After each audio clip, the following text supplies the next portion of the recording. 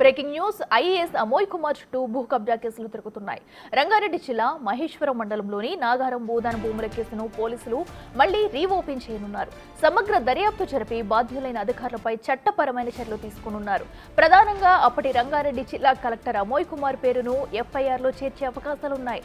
ఈ క్రమంలోనే ఈడీ అధికారులు మనీ లాండరింగ్ యాక్ట్ కింద అరెస్టులకు రంగం సిద్ధం చేశారు.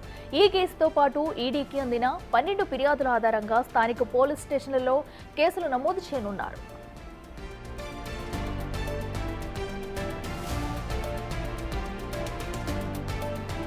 సివిల్ నేచర్ పేరుతో క్లోజ్ చేసిన నాగారం కేసు సహా ఇలాంటి కేసుల్లో తిరిగి విచారణ ప్రారంభించాలని చెప్పారు సిపి సుధీర్ బాబు. కేసు దర్యాప్తులో ఈడీ అధికారులకు పూర్తి సహకారం అందించాలని సూచించారు.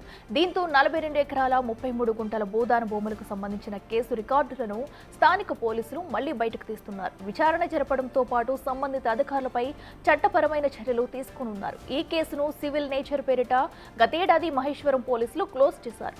ఈ మేరకు కోర్టుకు ఫైనల్ రిపోర్ట్ అందించారు. దీంతో మాజీ తహసీల్దార్ జ్యోతి సహా మరికొంతమంది నిందితులపై నమోదైన ఎఫ్ఐఆర్ గతేడాది ఆగస్టులో క్లోజ్ అయింది.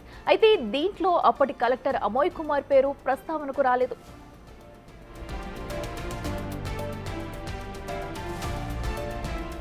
ఈడీ దర్యాప్తులో సంచలన విషయాలు వెలుగు చూశాయి. 181 సర్వే నెంబర్ పరిధిలోని సుమారు 43 ఎకరాల భూదాన భూములను అమోయ్ కుమార్ ఆదేశాల మేరకు అప్పటి తహసీల్దార్ జ్యోతి, పలువురు రియల్టర్లు, ప్రజాప్రతినిధులకు అక్రమంగా రిజిస్ట్రేషన్ చేసినట్టు ఈడీ గుర్తించింది. కేసు తీవ్రత నేపథ్యంలో మళ్లీ రీఓపెన్ చేసి సమగ్ర విచారణ జరిపించాలని కోరుతూ ఈడీ అధికారులు డీజీపీని కలిశారు.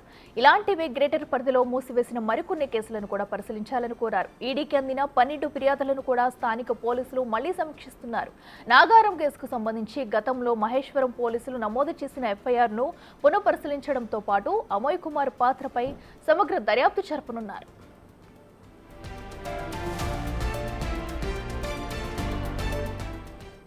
ఇదే అంశానికి సంబంధించి మరింత సమాచారం మా ప్రతినిధి సురేష్ అందిస్తారు. సురేష్, చెప్పండి, భూదాన భూములకు సంబంధించి కేసును మళ్ళీ రీఓపెన్ చేసినట్టు తెలుస్తుంది. అయితే ఎప్పుడు రీఓపెన్ చేయనున్నారు? అలాగే అమోయ్ కుమార్ చుట్టూ కూడా ఈ కేసులు ఉచ్చైతే బిగుస్తుంది. పూర్తి డీటెయిల్స్ సెట్.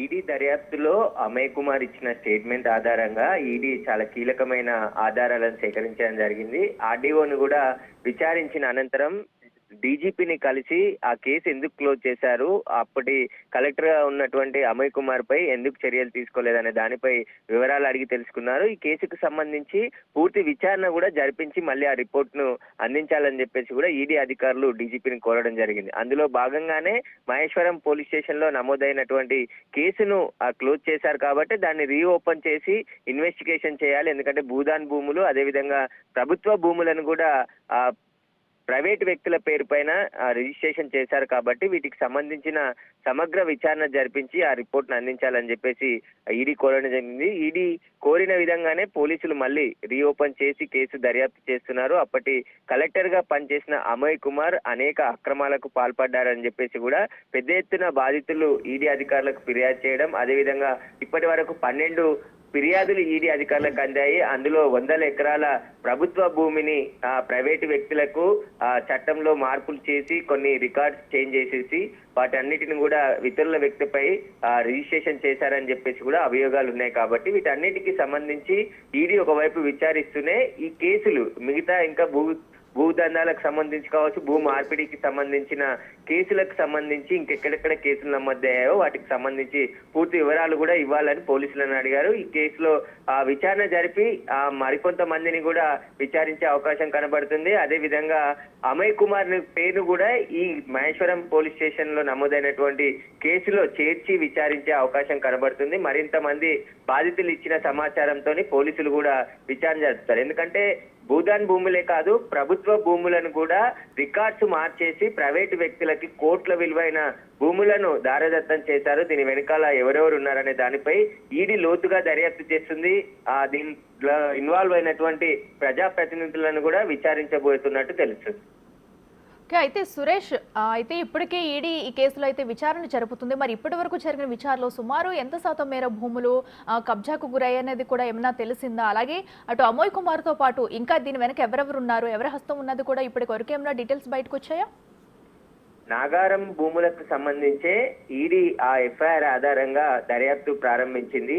ఆ సివిల్ నేచర్ ఉందని చెప్పేసి కేసును ఎలా క్లోజ్ చేశారు, అసలు ఇన్వెస్టిగేషన్ లో ఏమేం విషయాలు బయటకు వచ్చాయి, ఎవరెవరిని ఇన్వెస్టిగేషన్ చేశారని పోలీసులను వివరాలు అడగడం జరిగింది. అందులో భాగంగానే అమయ్ కుమార్ ని ఈడీ పిలిచి విచారించడం జరిగింది. ఆ భూములు ఎందుకు రిజిస్ట్రేషన్ చేయాల్సి వచ్చింది, భూదాన్ భూములని ప్రైవేట్ వ్యక్తులకు రిజిస్ట్రేషన్ ప్రక్రియ ఎందుకు జరిగింది, ధరణికి సంబంధించిన వెబ్సైట్ లో ప్రభుత్వ భూములుగా ఉన్నటువంటి భూములను, పబ్లికేట్ లిస్ట్ లో ఉన్న భూములను రిజిస్ట్రేషన్ చేయొద్దని ఉంటుంది. కానీ నిబంధనలకు విరుద్ధంగా ఈ భూములన్నీ కూడా ప్రైవేట్ వ్యక్తుల పేరుపై రిజిస్ట్రేషన్ చేశారు. వారి నుంచి ఎలాంటి లబ్ధి పొందారు, ఎవరి ఆదేశాల మేరకు భూములు రిజిస్ట్రేషన్ చేశారనే దానిపైన విచారణ జరుపుతుంది. అందుకు సంబంధించిన ఆధారాలు, అతను పనిచేసిన రంగారెడ్డి జిల్లా కలెక్టర్ పరిధిలో ఎన్ని ప్రభుత్వ భూములు ఉన్నాయి, ఎన్ని రిజిస్ట్రేషన్లు అయ్యాయి, ఆయన పనిచేసిన కాలంలో ప్రభుత్వ భూములకు సంబంధించి చాలా మంది ప్రైవేట్ వ్యక్తులకు, ప్రైవేట్ కంపెనీలకు భూములు రిజిస్ట్రేషన్ చేసినట్టు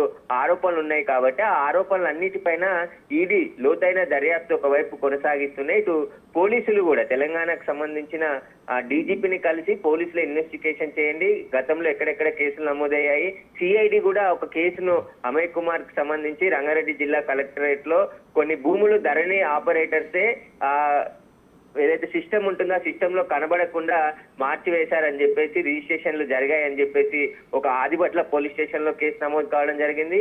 ఆ కేసును సిఐడికి బదిలీ చేశారు. సిఐడి దర్యాప్తు చేసింది కాబట్టి అవి ఎవరి ఆదేశాల మేరకు రిజిస్ట్రేషన్ చేశారనే దానిపైన కూడా పూర్తిగా విచారణ కొనసాగుతుంది. కాబట్టి వాటన్నిటికీ సంబంధించిన పూర్తి డీటెయిల్స్ తో పాటు కొన్ని కేసులు క్లోజ్ చేశారు కాబట్టి ఆ క్లోజ్ చేయడానికి గల కారణాలు ఏంటి, ఎవరి ఆదేశాలతో కేసు క్లోజ్ చేశారో వాటిని రీఓపెన్ చేసి విచారణ జరిపించాలని చెప్పేసి కూడా పోలీసులను కూడా ఈడీ కోరింది. కాబట్టి పూర్తిగా ఇటు పోలీసులు, ఈడీ సమగ్ర దర్యాప్తు కొనసాగిస్తున్నారు.